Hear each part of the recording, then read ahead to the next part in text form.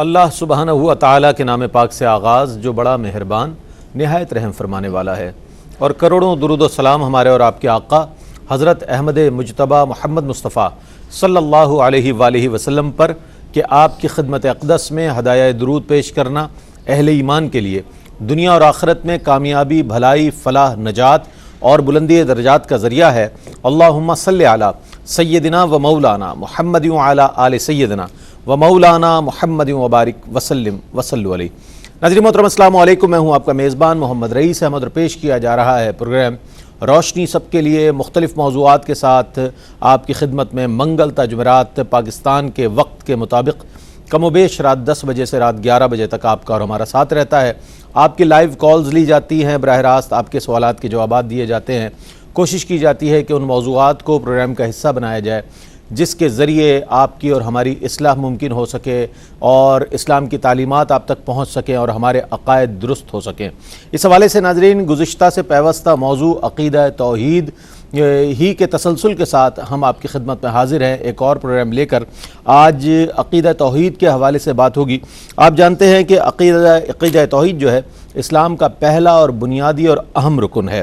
عقیدہ توحید ہی وہ عقیدہ ہے کہ ملت اسلامیہ کی بقا، سلامتی اور ارتقاء کا انحصار بھی اسی عقیدے پر ہے، اور عقیدہ توحید ہی وہ عقیدہ ہے کہ جس نے ملت اسلامیہ کو ایک ایسی لڑی میں پرو دیا ہے کہ یہ ملت جو ہے ایک ناقابل تسخیر ملت کہلاتی ہے۔ اسی عقیدہ توحید کے ذریعے آج ہم دنیا میں جانے پہچانے جاتے ہیں، اور کہیں دنیا میں مسلمان کسی ملک میں موجود ہو تو دیگر مذاہب کے لوگوں کے علم میں یہ بات ہوتی ہے کہ یہ مسلمان ہے اور اس کا عقیدہ جو ہے عقیدہ توحید ہے، یہ اللہ وحدہ لا شریک کا بندہ ہے، اسی کا عبادت گزار ہے اور اسی کو اپنا مالک اور رب اور خالق مانتا ہے۔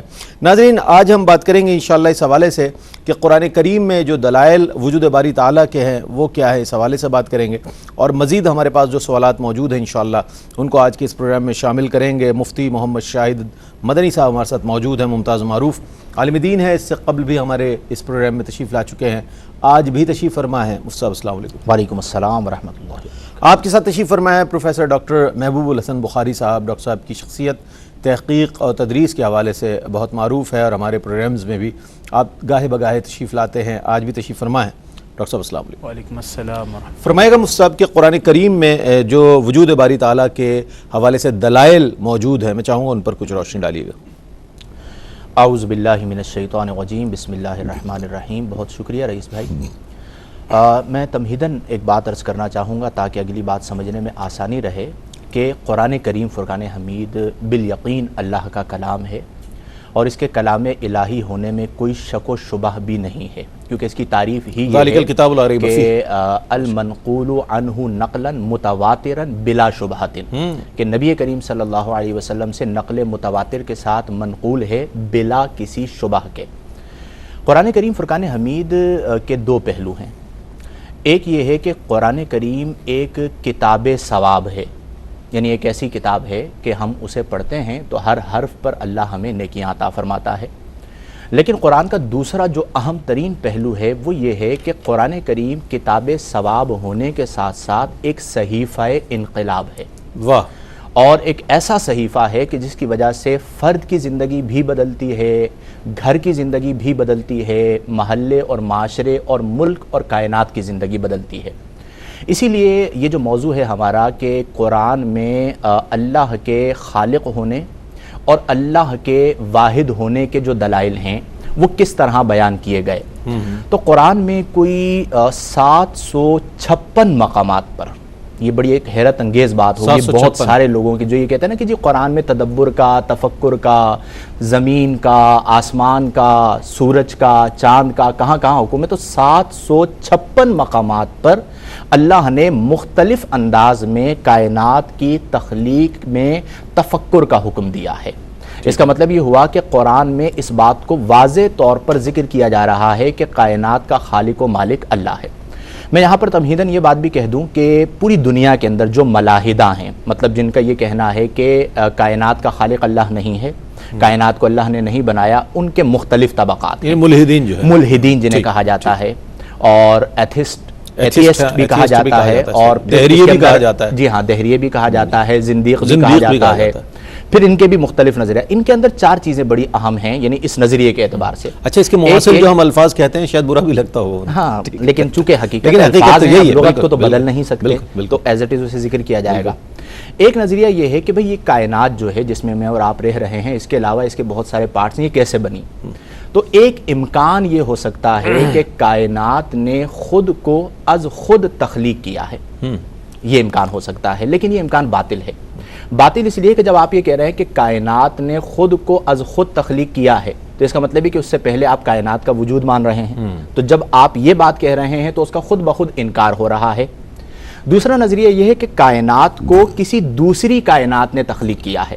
اگر یہ نظریہ مان لیا جائے تو اس کا مطلب یہ ہوا کہ ایک کائنات سے پہلے آپ دوسری کائنات کا وجود مان رہے ہیں, تو پھر اس پر بحث کرنی ہوگی کہ اس کائنات کو کس نے بنایا, اس کا خالق کون ہے, خالق کون ہے. ٹھیک ہے. تیسرا نظریہ یہ ہے کہ کائنات خود بخود عدم سے یعنی نہ ہونے سے وجود میں یعنی ہونے میں آئی ہے. یہ نظریہ اس لیے باطل ہے کہ اگر ایک مطبع خانے میں دھماکہ ہو جائے تو کیا اس دھماکے کے نتیجے میں خود بخود کوئی ڈکشنری بن جاتی ہے, خود بخود کوئی اس کی ایک ترتیب قائم ہو جاتی ہے؟ تو یہ کائنات ایک نظم و نسق سے چل رہی ہے جس میں مختلف زبانیں ہیں, اس کے الفاظ ہیں, ان کی اصل ہے. تو اگر آپ کی بات مان بھی لی جائے تو دھماکے سے ڈکشنری نہیں بنتی. تو یہ اتنی ساری جو لغات ہیں یہ اس بات کی دلیل ہیں کہ یہ خود بخود معارض وجود میں نہیں آئی. چوتھا جو نظریہ ہے وہ یہ ہے کہ یہ کائنات عدم سے وجود میں آئی ہے اور اس کو لانے والی ذات اللہ کی ہے یا عاقل مسبب کی ہے جو مسبب الاسباب ہے. اب اس میں کچھ دہریے وہ ہیں جیسے ہم نے گزشتہ پروگرام میں بھی ذکر کیا تھا کہ جو نظریہ وحدت کے قائل ہیں تو وہ یہ کہتے ہیں کہ جی ایک عاقل مسبب ہے, اس نے ایک ترتیب سے کائنات کو معارض وجود میں لایا, اور ہم یہ کہتے ہیں کہ اس کائنات کو معارض وجود میں لانے والی ذات اللہ کی ہے. قرآن سے صرف 2 آیات میں پڑھنا چاہوں گا. پہلی آیہ مبارکہ اللہ ارشاد فرماتا ہے اِنَّ فِي خَلْقِ السَّمَاوَاتِ وَالْأَرْضِ وَاخْتِلَافِ اللَّيْلِ وَالنَّهَارِ لَآيَاتٍ لِأُولِي الْأَلْبَابِ. اللہ فرماتا ہے بے شک ان فی خلق السماوات والارض, زمینوں اور آسمانوں کی تخلیق میں, واختلاف اللیل والنہار, دنوں اور راتوں کے اختلاف میں کہ ٹائم ٹو ٹائم ایک نظام چل رہا ہے, لآیات ضرور نشانیاں ہیں, لأولی الالباب کس کے لیے, عقل والوں کے لیے, کہ جو تعصب کی عینک کو اتار کر کائنات کے نظم و نسق پر غور کریں گے تو بالیقین اسی نتیجے پر پہنچیں گے کہ کائنات کو تخلیق اللہ نے کیا ہے. اب یہاں پر اگلا سوال یہ پیدا ہوا کہ کیا اللہ ایک ہے یا معاذ اللہ متعدد ہیں؟ تو اسے بھی اللہ تبارک و تعالی نے قرآن ہی میں ذکر فرما دیا کہ لو کان فیہما آلہۃ الا اللہ لفسدتا. اب یہ بیسیکلی چونکہ جو دہریے ہیں یہ فلسفیانہ انداز میں بحث کرتے ہیں. اچھا ان میں کچھ لوگ تو وہ ہوتے ہیں کہ جو نظریاتی طور پر خواہشات نفس کی بنا پر دہریت کو اختیار کرتے ہیں, لیکن ڈارون ہو گیا یا کیرل مارکس ہو گیا, یہ وہ لوگ ہیں کہ جنہوں نے باقاعدہ اس پر کتابیں لکھی ہیں اور عقلی دلائل پیش کیے ہیں. تو ان کا جو علمی انداز تھا اور وہ جو صغرے قبرے ملاتے تھے اس انداز میں رد کیا گیا کہ لو کان فیہما آلہۃ الا اللہ, اگر زمین و آسمان میں کوئی اور خدا ہوتا الا اللہ, اللہ کے علاوہ, لفسدتا, تو زمین و آسمان تباہ و برباد ہو جاتے. تباہ و برباد تو نہیں ہوئے, یہ نتیجہ نکل رہا ہے, تباہ و برباد تو نہیں ہوئے. اس کا مطلب یہ ہے کہ کوئی اور خدا نہیں ہے اور وہ ایک ہستی ہے اور وہی خدا ہے. کوئی تو ہے جو نظام ہستی چلا رہا ہے وہی خدا ہے, جو دن کو رات اور رات کو دن بنا رہا ہے وہی خدا ہے. عقیدہ توحید کے حوالے سے بات ہو رہی ہے. ڈاکٹر صاحب کیا فرمائیں گے اس حوالے سے کہ عموماً ایتھیسٹ جو دہریے ہیں جن کا ذکر ہوا وہ یہ کہتے ہیں کہ یہ دنیا جو ہے وہ خود بخود معارض وجود میں آ گئی ایک دھماکے کی صورت میں, اور پھر یہ بھی کہا جاتا ہے کہ مختلف ادوار میں ایتھیزم جو ہے وہ مختلف شکلوں میں سامنے آتا رہا ہے. پھر اس کے فلسفے میں بھی کافی تبدیلیاں آتی رہی ہیں. میں چاہوں گا اس پر آپ کچھ روشنی ڈالیں کہ یہ جو چیزیں ہیں یہ تو عقیدہ توحید سے جو متصادم نظریات ہیں, میں چاہوں گا اس پر کچھ روشنی ڈالیں. بسم اللہ الرحمن الرحیم. رئیس بھائی بنیادی طور پر تو بات یہ ہے کہ یہ جو لفظ ہے ایتھیزم, یہ بنیادی طور پر مغربی تاریخ میں تقریباً کوئی 16ویں صدی کے اندر اس لفظ کا آغاز ہوا, استعمال ہونا شروع ہوا. لیکن اس سے پہلے یہ اصطلاح نہیں تھی, لیکن یہ فینومینا اس سے پہلے 16ویں صدی میں, اور یہ فینومینا اس سے پہلے ایگزسٹ کرتا تھا. کیوں؟ اس لیے کہ اسلام تو اس سے پہلے تھا، عیسائیت موجود رہی، یہودیت موجود رہی، لہٰذا خداؤں کا انکار رہا، لیکن اس نے ایک خاص علمیاتی حیثیت، جسے ظاہر ہے علم کلام والے تو علم نہیں کہتے، لیکن اس نے ایک علمیاتی حیثیت لی 16ویں صدی میں مغرب میں۔ بنیادی نظریہ کیا ہے؟ بنیادی نظریہ یہ ہے کہ کوئی ایسی ہستی موجود نہیں ہے جو کہ زمان و مکان سے ماورا ہو اور کائنات کا وجود اس سے نسبت جوڑی جائے۔ تو لہٰذا بنیادی طور پر اس کی مختلف جو ورائٹیز ہیں وہ ایگزسٹ کرتی ہیں، لیکن بنیادی بات یہ ہے کہ اس طرح کی کوئی ہستی وجود میں نہیں ہے، کوئی موجود نہیں ہے۔ اچھا، اس کی مختلف ورائٹیز آپ کو نظر آئیں گی۔ ورائٹیز سے مراد یہ کہ مختلف جہتوں سے اسی ایمانی کیفیت کو، جسے ہم غیر ایمانی کہتے ہیں یا بنیادی طور پر عدم ایمان ہے، اس کو انہوں نے بیان کرنا شروع کیا۔ پہلی بات تو یہ ہے، ہمیں یہ سمجھنا چاہیے کہ تحریک تنویر، انلائٹنمنٹ موومنٹ اور رومانٹسزم، جسے ہم رومانویت کہتے ہیں، اس کے ساتھ ساتھ یہ 16ویں اور 17ویں صدی میں آگے آئی۔ اس کے ساتھ ایک اور موومنٹ مل گئی جسے ہم کہتے ہیں سیکولرزم، دہریت۔ اچھا، اب بنیادی جو مباحث ہیں وہ کیا ہیں؟ بنیادی مباحث یہ رہے کہ سائنس کی بنیاد پر ہم اس بات کو پرکھیں گے کہ کیا خدا ہے یا خدا نہیں ہے۔ فلسفیانہ نظریات کی بنیاد پر اس کو پرکھا جائے گا کہ خدا ہے، ہو سکتا ہے یا نہیں ہو سکتا۔ اسی طرح آئیڈیالوجی کی بنیاد کے اوپر بھی یہ پرکھا جائے گا کہ خدا ہے یا خدا نہیں ہے۔ اور میں آپ کو چند مثالیں اس میں دیتا ہوں۔ مثال کے طور پر جب یہ 16ویں اور 17ویں صدی میں معاملات شروع ہوئے تو ایک آدمی ہے، فلسفی ہے، جس کا نام ہے ڈیوڈ ہیوم۔ اس نے 1754 میں ایک تاریخ لکھی، تاریخ انگلستان۔ اس میں اس نے خدا کا ذکر نہیں کیا اور دعویٰ یہ کیا کہ یورپ کے اندر عقل کی بنیاد پر انقلاب آئے گا اور خدا جیسی ہستی بھی اسے روک نہیں سکتی۔ تو یہ ایک ورائٹی ہوگی۔ دوسری ورائٹی سنیے، دوسری ورائٹی یہ تھی کہ شیلے نے اپنا پی ایچ ڈی تھیسس پیش کیا تھا ڈاکٹریٹ کا آکسفورڈ یونیورسٹی میں، اور اس کا وہ تھیسس رد کر دیا گیا اور اسے آکسفورڈ سے نکال دیا گیا، اور اس کا ٹائٹل تھا دی نیسیسٹی آف ایتھیزم، یعنی ایتھیزم کس قدر زیادہ ضروری ہے۔ اب جو بنیادی بات ہے وہ یہ ہے کہ ایتھیزم بنیادی طور پہ اپنے آپ کو سیکولرزم کے ساتھ جوڑتا ہے اور یہ دعویٰ کرتا ہے کہ مذہب اور ریاست، ان دونوں کا آپس میں کوئی تعلق نہیں ہے۔ کیوں نہیں ہے؟ پہلی بات اس لیے کہ مذہب سب سے پہلے تو آپس میں منافرت پیدا کرتا ہے، دوسری بات یہ جنگ کی طرف لے کر جاتا ہے۔ اب میں عرض کروں اس کے حوالے سے، اگر آپ اجازت دیں، یہ تفصیل طلب ہے اور میں چاہوں گا کہ یہ پوری تفصیل جو ہے ہمارے ناظرین تک پہنچے۔ ناظرین، انتہائی سنجیدہ اور اہم نوعیت کا آج کا موضوع ہے، اور ہم سے جو سوالات ہوتے ہیں اور غیر مذہب لوگ جو سوالات کرتے ہیں اس کو سمجھنا ہمارے لیے دشوار ہوتا ہے، تو جواب دینا تو کجا۔ تو آج کا پروگرام تو بہت اہم ہے اس حوالے سے ہمارے ناظرین کے لیے۔ حاضر ہوتے ہیں ایک مختصر سے وقفے کے بعد، ہمارے ساتھ رہیے گا۔ ناظرین، آپ کا خیر مقدم ہے۔ عقیدہ توحید آج ہمارے پروگرام کا موضوع ہے۔ اسکرین پر دیے گئے نمبرز کے مطابق آپ کال کر سکتے ہیں اور اپنے سوالات کے جوابات حاصل کر سکتے ہیں۔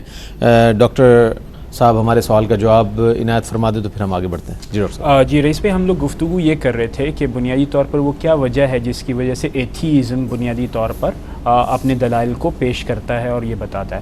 تو اس میں پہلی بات تو جو دلیل میں سامنے پیش کی جاتی ہوئی یہ ہے کہ مذہب نفرت کی علامت ہے، اور اس کی بنیاد وہ تاریخ ہے جو کہ یورپ کے اندر دیکھی گئی عیسائیوں کے دو یعنی فرقوں کے درمیان جو ہونے والی لڑائی ہے، جو کہ اینڈ اپ ہوئی ویسٹ فیلیا کے اوپر۔ دوسری بات وہ یہ کہتے ہیں کہ مذہب جنگوں کی طرف لے کے جاتا ہے، اس کی بھی تاریخ وہی ہے جو کہ دو سیکٹرز کے درمیان یا جو سیکٹیرین وارز ہوئی تھی۔ اور تیسری بات یہ ہے کہ یہ غیر معقول ہے، یعنی عقل کی بنیاد کے اوپر مذہب کو ثابت نہیں کیا جا سکتا۔ اس کے ساتھ ساتھ ابھی ذکر ہوا کارل مارکس کا کہنا یہ تھا کہ مذہب ہمیشہ اہل اقتدار طبقے کا ساتھ دیتا ہے اور مزدوروں کا ساتھ نہیں دیتا، تو لہٰذا مذہب بنیادی طور پر ایک ایسی چیز ہے جو کہ بنیادی طور پہ وجود میں رکھتے ہیں وہ لوگ جو کہ جن کا یہ ساتھ دیتی ہے۔ تو الغرض اس طرح کے نظریات ہمارے سامنے آئے جس کی بنیاد کے اوپر ایتھیزم پروموٹ ہوا۔ اس کے ساتھ ساتھ ایک اور بات جسے ہمیں ضرور سامنے رکھنا چاہیے وہ یہ ہے کہ ایتھیزم کے دو دعوے ہیں. پہلی بات تو یہ ہے کہ مذہب غیر معقول ہے. اس کے ساتھ ساتھ مذاہب کے جتنے دعوے ہیں ان کو آپ سائنسی یا دوسرے الفاظ میں تجرباتی بنیاد پر ثابت نہیں کر سکتے. چونکہ تجرباتی بنیاد پر آپ ثابت نہیں کر سکتے، بالکل ویسے ہی جیسے کہ پانی کا فارمولہ ہے یا بالکل ویسے ہی جیسے کہ دیگر کشش ثقل ہے، تو اس بنیاد کے اوپر وہ رد کرتے ہیں مذہبی جو دعوے ہیں ان کو. تو عام طور سے اس کو آسان الفاظ میں اگر ہم سمجھنا چاہیں تو وہ یہ ہے کہ ایتھیزم بنیادی طور پر خدا کو ریپلیس کر کے چاہتے ہیں کہ ہم اپنی نفسانی خواہشات کو معاشرے اور ریاست پر نافذ کریں. ٹھیک ہے ناظرین گرامی، قرآن کریم میں ارشاد ہوا ان اللہ علی کل شیء قدیر، بے شک اللہ ہر چیز پر قادر ہے. بہت واضح آیا مبارکہ، اور اس کی ہم تفاسیر میں پڑھیں اس کی تفصیل تو معلوم ہو جاتا ہے کہ اللہ کی قدرت کے مظاہر کیا کیا ہیں. لیکن غور و تفکر کرنے کی ضرورت ہے، جس کی طرف مفتی صاحب نے فرمایا کہ 756 بار اس بات کی طرف تدبر کرنے پر، تفکر کرنے پر قرآن کریم ہمیں رغبت دلاتا ہے، موٹیویٹ کرتا ہے. مفتی صاحب کیا فرمائے گا اگر مظاہر کائنات پر ہم غور کریں تو قدرت جو نظر آتی ہے، میں چاہوں گا اس پر کچھ روشنی ڈالیے. بہت شکریہ. دیکھیں، جب ہم اسلام پر بات کرتے ہیں تو اسلامی عقائد میں سب سے پہلا عقیدہ ہی عقیدہ توحید ہے. تو فوراً ہمیں یہ سمجھانا ہوتا ہے کہ جی اس کائنات کا خالق اور اس کائنات کا مالک اللہ ہے. اب اس بات کو سمجھانے کے لیے جو دلائل دیے جاتے ہیں اس کی دو قسمیں ہیں. ایک ہے نقلی دلائل اور ایک ہے عقلی دلائل. اب ہم سپوز فرض کر لیجئے ایک شخص ہمارے پاس آیا جو بالکل چاہتا ہے کہ میں ابھی اسلام قبول کر لوں. اب ہم اسے عقیدہ توحید بتاتے ہیں کہ جی اگر آپ نے اسلام قبول کرنا ہے تو آپ کو یہ ماننا ہوگا کہ کائنات کا خالق اللہ ہے اور وہ واحد ہے. وہ ہم سے کہتا ہے جی مجھے کیوں ماننا ہوگا؟ تو ہم اسے کہتے ہیں قرآن میں لکھا ہے. تو یہ کہے گا میں تو قرآن کو نہیں مانتا، تو آپ مجھے ایسی بات پیش کیجئے جسے میں مانتا ہوں. لاجیکل عقلی. تو پھر وہاں پر قرآن نے بھی یہ نہیں کہا کہ یہ اللہ فرما رہا ہے تو مان لو، بلکہ فرمایا لآیات لأولی الالباب، تدبر اور تفکر کا حکم دیا گیا کہ تم خود دیکھ لو کہ جب ایک چھوٹی سی کرسی، یعنی کہ دعوت فکر خود قرآن دے رہا ہے، خود دے رہا ہے کہ جب ایک چھوٹی سی کرسی بغیر لکڑی کے، بغیر کیل اور بغیر کاریگر کے نہیں بن سکتی، تو یہ اتنی بڑی کائنات بغیر کسی کے بنائے کیسے بن سکتی ہے اور بغیر کسی کے چلائے کیسے چل سکتی ہے. اچھا، میں ابھی ڈاکٹر صاحب نے بڑی تفصیلی اور بڑی اچھی ذکر فرمائی کہ دور حاضر کے اندر ایتھیزم جو ہے وہ کن بنیادوں پر قائم ہے. میں ایک بات بڑی عجیب آپ کی خدمت میں عرض کروں کہ جب ہم ملحدین کو پڑھتے ہیں تو ہمیں ایسا لگتا ہے کہ جی پورے مغرب نے اسلام پر یلغار کر دی ہے اور ملحدین نے اس بات کا بیڑا اٹھا لیا ہے کہ ہم نے ان کو تہس نہس کر دینا. حالانکہ جب ہم ریسرچ اور تحقیق میں جاتے ہیں تو ہر زمانے کے اندر ملحدین جو اسلام پر اعتراضات کر کے الحاد کے دلائل پیش کر رہے ہوتے ہیں ان کی تعداد 2 درجن سے بھی زیادہ نہیں ہے. اور ان کے مقابلے میں وہ سائنسدان جنہوں نے اپنی تحقیق کرتے کرتے کرتے خود اسلام کو پایا ان کی تعداد 1000 سے زیادہ ہے. بالکل. تو آپ تعداد کو ہی آمنے سامنے رکھ دیجئے تو اس کا مطلب یہ ہے کہ اگر آپ دلائل آفاق اور دلائل انفس میں عینک تعصب کو اتار کر غور کریں گے تو خود آپ اس نتیجے تک پہنچ جائیں گے کہ اس کائنات کو چلانے والی ذات اللہ کی ہے. اچھا، اب جب ہم الہاد کو تھوڑا اور دیکھتے ہیں تو ویسے تو الہاد کی شاخیں بہت زیادہ ہیں. مطلب ایک شخص اللہ کا انکار کرتا ہے اس لیے کہ وہ نفس پرست ہے، اور اس دور میں محققین جو تحقیق کی وجہ سے انکار کریں تقریباً ناپید ہو چکے ہیں، اور وہ لوگ جو نفس پرستی کی وجہ سے انکار کریں وہ بہت زیادہ ہیں. اکثر جو ملحدین ٹکرتے ہیں، دیکھیں ڈارون نے نظریہ ارتقاء پیش کیا، اسی طرح جو ہے وہ کسی اور نے نظریہ کیپٹلزم پیش کیا جسے ہم نظریہ معاشیات کہتے ہیں. اسی طرح ایک نظریہ ابھی ماضی قریب کے اندر بنگلہ دیش سے پیش کیا گیا فری تھنکنگ کا، اور یہ نظریہ بہت زیادہ عام ہوگا کہ جی آپ سوچ کے اندر بالکل آزاد ہیں، آپ جو سوچیں جس نتیجے تک پہنچے وہ ٹھیک ہے. اب ان تمام چیزوں کو آپ ایک طرف رکھیے اور اللہ تبارک و تعالی کی ذات و صفات کو ملحوظے کے نگاہ رکھتے ہوئے کائنات پر غور کیجئے تو خود بخود آپ اس نتیجے پر پہنچیں گے کہ مثلا میں مثال دیے دیتا ہوں، ایک مثال تو میں نے پہلے بھی دی کہ جی مختلف جانور ہیں، ان کی مختلف زبانیں ہیں، پھر ان کی آگے توالد و تناسل کا سلسلہ ہے. اب ایک جانور سے اسی نسل کا بچہ کیوں پیدا ہو رہا ہے؟ پھر یہ جو مختلف زبانیں پائی جاتی ہیں، ان زبانوں کو کس نے تخلیق کیا ہے؟ پھر مختلف قبائل کس نے بنائے ہیں؟ جو لوگ یہ کہتے ہیں کہ آج سے 20 ارب سال پہلے ایک دھماکہ ہوا اور کائنات بن گئی. تو میں نے مثال پیش کر دی تھی ابتداً جب ہماری بات ہو رہی تھی کہ جی دھماکہ ہوا کائنات بن گئی، تو دھماکے سے ڈکشنری تو نہیں بنتی ہے نا.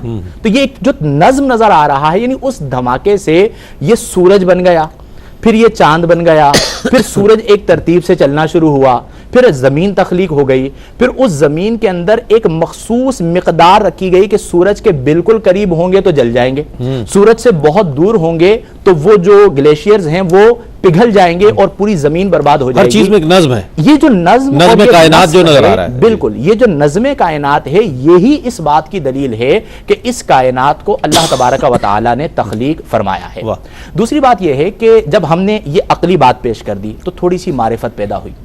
اب اس معرفت کے بعد جب بندے نے قرآن پڑھنا شروع کیا تو یہ اعجاز قرآن ہے کہ اس نے اپنے اندر ایک ایسی تاثیر رکھی ہے کہ پڑھنے والا خود محسوس کرتا ہے کہ مجھے اسی عقیدے اور نظریے کی طرف لے کے جا رہا ہے یہ کلام جو حقیقی عقیدہ اور حقیقی نظریہ ہے. جیسا کہ قرآن کریم فرقان حمید کے حوالے سے خود قرآن میں فرمایا گیا کہ اگر تمہیں اس میں شک ہو، جیسے کہ اکثر ملحدین یہ کہتے ہیں کہ جی ہم نے تو نہیں دیکھا کہ جبریل قرآن لا رہے ہیں تو ہم کیسے مان لیں. قرآن نے تو چیلنج کر دیا، قرآن نے چیلنج کر دیا. تم یہ کہتے ہو کہ یہ علیہ افضل الصلاۃ والتسلیم کے کلام کا مجموعہ ہے تو تم بھی انسان ہو، اس کی مثل 10 آیتیں بنا کے لے آؤ. فَإِن لَمْ تَفْعَلُوا، اگر تم یہ نہ کر سکو، اور پھر نہ کر سکو خبر دی وَلَن تَفْعَلُوا، اور تم پھر ہرگز یہ نہ کر سکو گے، تو اس آگ سے ڈرو جس کا ایندھن آدمی اور پتھر ہیں. آخری بات میں یہاں پہ یہ ذکر کرنا چاہوں گا کہ آپ مجھے ایک بات بتائیے، قرآن کو حفظ کر رہا ہے اجمی، پاکستانی، ہندوستانی، بنگلہ دیش، مختلف زبانوں کے لوگ، پھر یہاں پر رہنے بسنے والے مختلف قبیلوں کے لوگ، مختلف علاقوں کے لوگ. آپ انہیں 10 صفحات پر مشتمل ان کی مادری زبان کی کتاب دے دیجئے، یہ ان کی قومی زبان کی کتاب دے دیجئے اور انہیں کہیے کہ آپ ورڈ ٹو ورڈ آپ اسے حفظ کیجئے. وہ نہیں کر سکتا. اور کلام الہی ہر سینے میں محفوظ ہوتا چلا جا رہا ہے اجمیوں کے یہاں بھی، جنہوں ان کا معنی بھی نہیں پتا. یہ اس بات کی دلیل اور منہ بولتا ثبوت ہے. یعنی ہم کہہ رہے ہیں اس لیے نہ مانیں، خود عقل سے دیکھیں کہ یہ کیا ہو رہا ہے. اس کا مطلب یہ ہوا کہ قرآن کلام الہی ہے. جب یہ ثابت ہوا تو اگلا نتیجہ خود بخود ثابت ہو جائے گا کہ کلام الہی کہہ رہا ہے کہ کائنات کو چلانے والی ذات اللہ کی ہے اور وہ ذات ایک ہے، کیونکہ اگر اس کے ساتھ کوئی اور ذات ہوتی تو زمین و آسمان تباہ و برباد ہو جاتے. برباد تو نہیں ہوئے، اس کا مطلب یہ کہ اس کے ساتھ کوئی اور ذات نہیں. واہ واہ واہ. دونوں جوابات کا اختتام تتمہ ایک ہی انداز میں مفتی صاحب نے فرمایا اور اس بات پر تمام دلائل کو مکمل فرمایا کہ ایک ذات وہ ہے کہ جو اس پوری کائنات کو چلا رہی ہے اور پورے نظم کو جو ہے دیکھ رہی ہے. ناظرین ایک کالر ہمارے ساتھ. السلام علیکم. السلام علیکم. وعلیکم السلام. کون صاحب ہے اور کیا سوال ہے آپ کا؟ میں تاج محمد ضلع کوہستان سے عرض کر رہا ہوں. جناب کیا کہیے گا؟ میرا سوال یہ ہے کہ بعض لوگ کہتے ہیں کہ جو بھی کام ہوتا ہے وہ اللہ کی مرضی سے ہوتا ہے. جی بے شک. تو اس میں برے کام بھی اللہ کی مرضی کے ساتھ ہوتے ہیں یا؟ ٹھیک ہے، یہی سوال ہے آپ کا. بہت شکریہ آپ کا. اس کو ضرور جب میں مفتی صاحب کی جانب بڑھوں گا تو میں اس کو ضرور شامل کروں گا. اچھا ڈاکٹر صاحب فرمائیے گا کہ عقل کا تقاضا تو یہ ہے کہ کائنات کا خالق جو ہے وہ موجود ہے. عقل اس بات کا تقاضا کرتی ہے. کیسے ممکن ہے کہ کسی کی کوئی قوت موجود نہ ہو اور کائنات نظم کائنات جو ہے وہ متواتر بڑے ڈسپلن کے ساتھ چل رہا ہو؟ الشمس والقمر بحسبان والنجم والشجر یسجدان. قرآن تو یہ کہہ رہا ہے کہ چاند اور سورج اور یہ اللہ کو سجدہ ریز ہو رہے ہیں. تو فرمائے گا کیا اس حوالے سے عقل انسانی تو یہ کہتی ہے کہ ایک موجود ہے خالق. رئیس بھائی اس حوالے سے بنیادی بات یہ ہے کہ عقل کی بنیاد پر اللہ رب العزت کے وجود کے حوالے سے 2 طرح کے عام طور سے دلائل دیے جاتے ہیں. پہلی طرح کی دلیل تو یہ ہوتی ہے کہ خود تعریف خدا اس بات پر دلالت کرتی ہے کہ خدا موجود ہے. تاریخ خدا کا لفظ اچھا آپ نے اصطلاح اچھی، یعنی اس کا مطلب یہ ہوا کہ خدا کسے کہتے ہیں؟ خدا ایک ایسی پرفیکٹ بینگ ہے جس سے زیادہ کوئی پرفیکٹ نہیں ہو سکتا. کیا بات، کیا بات. اب سوال یہ پیدا ہوا کہ اگر کوئی ایسی ہستی ہے تو اگر وہ وجود نہیں رکھتی تو پھر وہ پرفیکٹ نہیں ہوئی. تو اگر وہ خدا تعریف ہی اس شے کا نام ہے جو کہ پرفیکٹ بینگ ہو تو لازم ہے کہ وہ وجود بھی رکھے. اچھا اجازت ہو تو ایک کالر. السلام علیکم. السلام علیکم. السلام علیکم. ہمارے ساتھ کالر تھے لیکن بات نہ ہو سکی. ڈاکٹر صاحب اپنے جواب کو ضرور مکمل فرمائیں گے. ایک مختصر سا وقفہ ہے، وقفے کے بعد لوٹتے ہیں، ہمارے ساتھ رہیے گا. ناظرین آپ کا خیر مقدم ہے. عقیدہ توحید آج ہمارے پروگرام کا موضوع ہے. ڈاکٹر محبوب الحسن بخاری صاحب اپنے جواب کو مکمل فرما دے تو ہم آگے بڑھیں. جی رئیس بھائی، تو پہلی تو میں نے یہ بتایا کہ اللہ رب العزت کے وجود کے اوپر دو طرح کے دلائل ہیں. پہلی جو نوع ہے اس کی وہ یہ ہے کہ آپ خود تعریف خدا سے خدا کا وجود ثابت کرتے ہیں. اس طرح کے آرگیومنٹ کو ہم کہتے ہیں کہ یہ آنٹولوجیکل یعنی کونیاتی طرح کے. دوسری طرح کا آرگیومنٹ یہ ہوتا ہے کہ مخلوق یا مظاہر قدرت جنہیں اللہ رب العزت نے تشکیل ہے وہ خود اس بات کی گواہی دیتے ہیں کہ خدا موجود ہے، جس کی کافی مثالیں مفتی صاحب نے بیان کی کہ کوئی چیز ہے، ایک نظم ہے، اخلاقیات موجود ہے، چیزیں کس طرح ایک نظم کے تحت آپس میں مل کر کام کرتی ہیں، جس کے مطلب یہ ہے کہ کوئی انٹیلیجنٹ مائنڈ ہے جو کہ پیچھے کام کر رہا ہے اور وہ خدا ہے. لیکن میں توجہ آپ کی اس طرف مبذول کرانا چاہوں گا کہ یہ تمام کے تمام عقلی دلائل پر بھی اعتراضات ہوتے ہیں عقلی. مثال کے طور پر ایک جو دلیل دی جاتی ہے وہ ان دلائل کے اوپر وہ یہ دی جاتی ہے کہ کونیاتی یعنی آنٹولوجیکلی آپ خدا کو ثابت کریں یا کاسمولوجیکلی ثابت کریں، وہ خدا کے ایک وصف کو ظاہر کرتے ہیں. مثال کے طور پہ خدا مسبب الاسباب ہے، لیکن ہمارا دعویٰ یہ ہے کہ خدا تو تمام صفات کا مجموعہ ہے. عقلی لحاظ سے اسے ثابت کرنا صرف اس کا ایک جہت ثابت کی جا سکتی ہے. تو لہٰذا ایک عقلی دلائل میں ایک کمزوری ہے جس کو اوور کم کرتی ہے نقلی دلیل. صحیح ہے. تو اگر آپ کسی کو اپیل کرنا چاہتے ہیں، کسی کو کنونس کرنا چاہتے ہیں خدا کے وجود پر اور توحید پر، تو اس کے لیے نقلی دلیلیں ضرور دی جائیں. کیوں؟ اس کی وجہ ایک میں واقعہ آپ کے سامنے نقل کرتا ہوں جسے یعنی ڈاکٹر حمید اللہ نے بھی نقل کیا. ایک فرینچ میوزیشین تھا، اس نے قرآن کریم کی تلاوت سنی اور اس کی آواز سے وہ متاثر ہوا کہ اس میں میوزیکل تمام کے تمام انسٹرومنٹ موجود ہیں، لہٰذا قرآن کی جب تلاوت کی جاتی ہے تو میوزک کے عین اصولوں کے مطابق. حضرت عمر فاروق کی ایمان لانے کا بھی واقعہ اسی انداز کا ملتا ہے کہ وہ بھی تلاوت قرآن کریم ہی سنتے. لیکن آپ دیکھیں کہ حضرت عمر فاروق رضی اللہ تعالیٰ عنہ کی پوری حیات مبارکہ کے اندر کبھی یہ شک بھی نہ ہوا. اب میوزیشین کی بات آپ سنیے، جب وہ متاثر ہوا تو چونکہ وہ میوزک سے پہلے متاثر تھا، یعنی عقلی دلیل سے متاثر تھا، نقلی دلیل سے متاثر نہیں تھا. ایک وقت جب تلاوت قرآن کریم کرتا ہوا ایک جگہ کے اوپر آ کے وہ رکا اور اس نے کہا یہ اصول میوزک کے خلاف ہے. نتیجہ یہ نکلا کہ وہ جو اپنے اس کے محسن تھے اس کے پاس گیا، اس نے کہا کہ بھئی قرآن تو میوزک کے اصولوں کے اوپر یہاں پہ اختلاف کرتا ہے، لہٰذا میں قرآن کو نہیں مانتا. دیکھیں سب سے بڑا نقصان یہ ہوتا ہے جب آپ عقلی دلیل سے آتے ہیں. تو ہمیشہ لوگوں کو قائل کرنے کے لیے، اپنے ایمان کو مضبوط کرنے کے لیے نقلی دلائل یعنی وہ دلائل جو کہ قرآن کریم کے اندر ہیں، خود حضور پرنور حضرت محمد مصطفیٰ صلی اللہ تعالیٰ علیہ وسلم نے دیے براہ راست کہ میں انا محمد رسول اللہ اور میں یہ کہتا ہوں کہ خدا ایک ہے. اس طرح کے دلائل کے اوپر بھی یعنی ہماری توجہ ہونی چاہیے. تو ہمیشہ جس کو بھی آپ دلیل عقل سے ثابت کرنے کی کوشش کریں اور کنونس کریں، ہمیشہ اس کو یہ بتائیں کہ ایمان آپ کا یہاں سے ہونا چاہیے، آغاز بھی یہاں پہ ہونا چاہیے. ہاں کنونس کرنے کے لیے اگر آپ کو یہ محسوس ہوتا ہے تو ضرور دلائل دینے چاہیے. ٹھیک ہے. اچھا ایک سوال میں ان کا شامل کر لوں. وہ کہتے ہیں کہ ہر کام اللہ کی مرضی سے ہوتا ہے، پھر بہت سے وہ کام کہ جو ہمارے لیے نقصان دہ ہوتے ہیں وہ کس طرح ہو جاتے ہیں؟ پھر دیکھیں رئیس بھائی، دو لفظ استعمال ہوتے ہیں. ایک ہے اللہ کی مرضی جسے ہم کہتے ہیں رضائے الہی، اور دوسرا لفظ ہے ارادہ جسے ہم کہتے ہیں مشیت الہی. مشیت الہی کے بغیر تو پتہ بھی نہیں ہل سکتا. اور یہ اصول ہے کہ کائنات کی ہر چیز یعنی پتہ بھی ہلتا ہے تو وہ مشیت الہی سے ہلتا ہے، لیکن ہر مشیت میں اللہ کی رضا ہو یہ ضروری نہیں ہے. مثال کے طور پر آپ نے نماز پڑھی، اب آپ نے جو کام کیا نماز پڑھنے کا یہ اللہ کی مشیت سے کیا اور اس میں اللہ کی رضا بھی ہے تو آپ کو اجر بھی ملے گا۔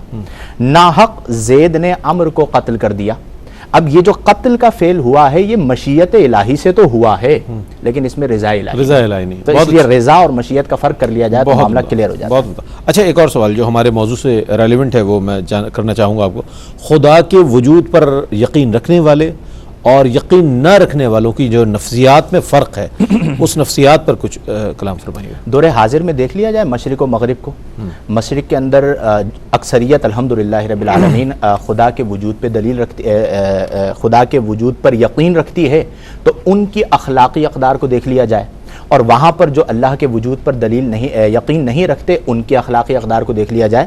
میں اس بات کو یوں بیان کروں گا کہ اکاؤنٹیبلٹی بہت اہم کردار ادا کرتی ہے ہماری زندگیوں میں۔ اگر کسی کو یہ خوف ہو کہ میں نے جواب دہ ہونا ہے تو وہ سرکشی سے بچ جاتا ہے، اور جس کا یہ خوف فوت ہو جائے کہ مجھے جواب دہ نہیں ہونا تو وہ سرکش ہو جاتا ہے۔ یہ بالکل سمپل مثال ہے۔ اب ایک شخص ہے جو صبح سے شام تک دکان پہ بیٹھتا ہے اور اسے پتا ہوتا ہے کہ شام کو مجھے جواب دینا ہے، تو ایک ایک چیز نہایت پھونک پھونک کر اس کی ڈیلنگ کرے گا، سنبھال کے رکھے گا، لسٹ بنائے گا، حساب بنائے گا کہ جی مجھے جواب دینا ہے۔ اور ایک شخص ہے جسے پتا ہے مجھے کوئی جواب نہیں دینا تو وہ بے احتیاطی کے ساتھ سارے معاملات کرے گا۔ تو وہ شخص جو اللہ پر یقین رکھتا ہے تو اسے پتا ہے کہ اگر میں کسی کی عزت اچھالوں گا تو قیامت کے دن میری پکڑ ہوگی، اسے یہ پتا ہے کہ اگر میں جھوٹ بولوں گا تو اللہ تعالیٰ کی بارگاہ میں میری پکڑ ہوگی، اگر میں کسی مسلمان کی غیبت کروں گا تو اللہ کی بارگاہ میں مجھے جواب دہ ہونا ہے۔ گویا کہ اللہ کی ذات پر یقین بہت سارے جو گناہ ہیں ان سے بچاتا ہے۔ اس کے مقابلے میں وہ شخص کہ جسے اللہ کی ذات پہ یقین ہی نہیں ہے، وہ قیامت کا انکار کرتا ہے، تو وہ دنیا کے اندر جتنے بھی معاملات کرے گا اسے یہ خوف کہیں پر لاحق نہ ہوگا کہ مجھے جواب دہ ہونا ہے۔ اور یہ اصول ہے کہ جب زندگی کے اندر یہ خوف فوت ہو جاتا ہے تو بندہ سرکش ہو جاتا ہے، اور اس کے اندر جب خوف خدا ختم ہو جاتا ہے تو گویا کہ تمام فسادات کی بنیاد ہی یہ ختم ہونا بنتا ہے۔ تو اس لیے ہم واضح طور پر دو فرق جو ان دو چیزوں کے درمیان واضح فرق ہے وہ یہ ہے کہ اللہ پر یقین سرکش ہونے سے بچاتا ہے اور اللہ پر یقین نہ رکھنا سرکش اور لاغر کرتا ہے۔ بہت عمدہ۔ ایک کالر ہے ہمارے ساتھ، السلام علیکم۔ جی وعلیکم السلام سر، کیا حال ہے آپ کا؟ اللہ کا شکر ہے۔ کون صاحب ہے، کیا سوال ہے آپ کا؟ جی میں یعقوب بات کر رہا ہوں حسن ابدال سے۔ جناب کیا کہیے گا؟ میرا سوال یہ ہے کہ میں نے علماء سے اسٹیل نائف کی جو پالیسی ہے نا اس کے بارے میں پوچھنا ہے کہ یہ کچھ لوگ کہتے ہیں کہ یہ سود ہے اور کچھ کہتے ہیں یہ سود نہیں ہے، اس کی ذرا وضاحت فرما دیجیے۔ بہت شکریہ آپ کا، اس حوالے سے انشاءاللہ بات کریں گے مفتی شاہد صاحب سے۔ اچھا ڈاکٹر صاحب، آج کے ہمارے اس پروگرام کا جو ہمارے موضوع سے متعلق ہے اس سے ریلیونٹ لاسٹ کوشچن یہ ہے کہ اگر ہم نظام دنیا سے اگر کے ساتھ یہ سوال کر رہا ہوں، اگر ہم نظام دنیا سے خدا کا تصور اور مذہب کو نکال دیں تو جو فسادات برپا ہوں گے، جو تباہی و بربادی ہوگی، اس کے تصور سے بھی آج میرا خیال ہے انسانی ذہن جو ہے نا غافل ہے، وہ اس طرف اس کی توجہ جاتی ہی نہیں ہے۔ میں چاہوں گا اس پر کچھ کلام فرمائیں۔ رئیس بھائی، میں اس کو اپنی گزشتہ گفتگو سے جوڑتا ہوں اس طور پر کہ ہم نے ڈسکس کیا تھا ایتھیزم اور ہم نے یہ بھی ڈسکس کیا تھا اس کے ساتھ سیکولرزم۔ گزشتہ 500 سال کی تاریخ جو سیکولرزم کی گزری ہے اس نے یہ بات ریکگنائز کی ہے کہ مذہب کے بغیر ہم دنیا نہیں چلا سکتے۔ اس دور کو، جس دور میں ہم رہ رہے اس کو ہم کہتے ہیں پوسٹ سیکولرزم، جس میں دعویٰ یہ ہے کہ دنیا کے اندر آرڈر لانے کے لیے ہمیں مذہب کو بھی استعمال کرنا ہے۔ میرے الفاظ پر غور فرمائیے، مذہب کو بھی استعمال کرنا ہے۔ اس کا مطلب ہرگز نہیں ہے کہ مذہب کی بنیاد پر، یہاں ٹول نہیں ہے، مذہب ٹول ہے، یعنی مذہب کو استعمال کیا جائے آرڈر کو اسٹیبلش کرنے کے لیے۔ اس کا مطلب یہ ہوا کہ مذہب کی یعنی کی اہمیت کا انکار سیکولرسٹ بھی اب اس سے انکاری ہو گئے اور پوسٹ سیکولرزم کے دور کا آغاز ہو گیا۔ اب دوسری بات سنیے، دوسری بات یہ ہے کہ مذہب کے بغیر انسان کی زندگی اس لیے بھی ممکن نہیں ہے کہ خود احتسابی یعنی اپنے اعمال کا حساب دینے کا احساس جب یہ نہیں ہوگا تو جیسے کہ مفتی صاحب نے بھی فرمایا کہ سرکشی عام ہوگی، احساس ذمہ داری نہیں ہوگی، اخلاقیات نہیں ہوگی، تو کم از کم انسان کو انسان ہونا مذہب ضرور سکھاتا ہے۔ یہ تو عمومی مذہب کا تصور ہے۔ اب آئیے اسلام کی طرف۔ اسلام نے اس کے اوپر سب سے زیادہ اصرار بھی کیا، اور خود حضور پرنور حضرت محمد مصطفیٰ صلی اللہ تعالیٰ علیہ وسلم کی پوری حیات مبارکہ اس بات پر دلیل ہے کہ مذہب انسان کو انسان بناتا ہے، اللہ رب العزت کا برگزیدہ بندہ بنا سکتا ہے۔ لہٰذا اگر کوئی شخص معراج چاہتا ہے تو مذہب کے بغیر اور بالخصوص اسلام کے بغیر اس کوئی چارہ نہیں ہے۔ بہت عمدہ، بہت اچھی بات آج کے اس پروگرام میں سامنے آئی کہ جو لوگ مذہب کو فالو کرتے ہیں، اللہ کو وحدہ لا شریک مانتے ہیں، ان میں ایک عاجزی ہوتی ہے، تابعداری ہوتی ہے، بندگی کا ایک ان میں عنصر موجود ہوتا ہے، وصف میں کہوں گا وصف موجود ہوتا ہے۔ اور جو لوگ اس کو رد کرتے ہیں ان میں سرکشی ہوتی ہے، ان میں تکبر ہوتا ہے، ان میں ایک وہ چیز ہوتی ہے کہ جس کے ذریعے ابلیس کو راندہ درگاہ کر دیا گیا تھا۔ کیا فرمائے گا مفتی صاحب؟ اس حوالے سے ایک سوال اسٹیٹ لائف کی پالیسی کے حوالے سے آیا تھا، تو تکافل کے حوالے سے بھی فرما دیجیے گا اور اسٹیٹ لائف کے حوالے سے بھی فرما دیں۔ دیکھیں ہمارا جو مفتہ بہی قول ہے اس وقت وہ اس کے عدم جواز کا ہے، یعنی ناجائز ہے، اور اس کی وجہ یہ ہے کہ ابھی تک شرعی ایڈوائزرز بعض شعبوں میں مقرر نہیں کیے گئے۔ اسلام میں کہیں پر بھی یہ نہیں ہے کہ انشورنس ناجائز ہے، اسلام میں یہ ہے کہ جو آپ پالیسی بنا رہے ہیں اس کی کوئی شک قرآن و حدیث سے متصادم نہ ہو۔ اگر اس شک کو ختم کر دیا جائے تو جواز آ جاتا ہے۔ اور جو شرعی تکافل ہے، چونکہ وہاں پر شرعی ایڈوائزرز موجود ہوتے ہیں، وہ اسلامی تکافل جسے ہم کہتے ہیں اسلامک بینکنگ میں، وہ بالکل جائز ہیں، وہ پالیسی آپ لی جائے۔ میں نے اسی لیے اس کا جو وہ ہے ساتھ پیش کر دیا بالکل تاکہ لوگوں تک۔ اور میں یہ بھی عرض کروں گا کہ جب آپ پالیسی لے رہے ہوں تو آپ انہیں کہیں کہ ہمیں آپ کے شرعی ایڈوائزر سے ملاقات کرنی ہے، اور اس ملاقات کے اندر آپ ان سے پوچھتے ہیں کہ جی یہ کس طرح جائز ہو گیا، تو وہ آپ کو مکمل فتوے کے ساتھ قائل کریں گے، اور پھر آپ اطمینان قلبی کے ساتھ وہ پالیسی لے لیجئے۔ اور اگر شرعی ایڈوائزر سے آپ کی ملاقات نہیں کروائی جا رہی، سیٹنگ نہیں کروائی جا رہی، تو اس کا مطلب یہ کہ بعض جگہوں پہ نام تو رکھ دیا گیا ہے لیکن ان کے پاس سسٹم موجود نہیں ہے، تو وہاں سے کنارہ کشی اختیار کیجیے۔ میں بہت شکریہ ادا کروں گا مفتی صاحب، آپ تشریف لائے، ڈاکٹر صاحب آپ تشریف لائے۔ ناظرین، عقیدہ توحید کے حوالے سے آج بات ہوئی۔ آج اگر ہم جو ابتدا سے اب تک گفتگو ہوئی، آج اگر ہم ملت اسلامیہ کے انحطاط پر غور کریں، ملت اسلامیہ کے زوال پر غور کریں، ملت اسلامیہ جس طرح آج مغلوب نظر آتی ہے مغرب کے ہاتھوں اور دشمنوں کے ہاتھوں، دیگر مذاہب کے ہاتھوں، جو مسلمان ممالک کا استحصال نظر آ رہا ہے، مسلم امہ کا استحصال نظر آ رہا ہے، اور اس کی جو معدنی وسائل ہیں ان پر قابض قوتیں نظر آ رہی ہیں، اس کی وجہ یہی ہے کہ آج عقیدہ توحید میرا خیال ہے ملت اسلامیہ میں اس طرح موجود نہیں رہا جس طرح ہمارے اسلاف کی روایت ہے، جنہوں نے اسلام کی تبلیغ، ترویج، اشاعت کے لیے اپنے شب و روز لگا دیے اور عقیدہ توحید لوگوں تک پہنچایا۔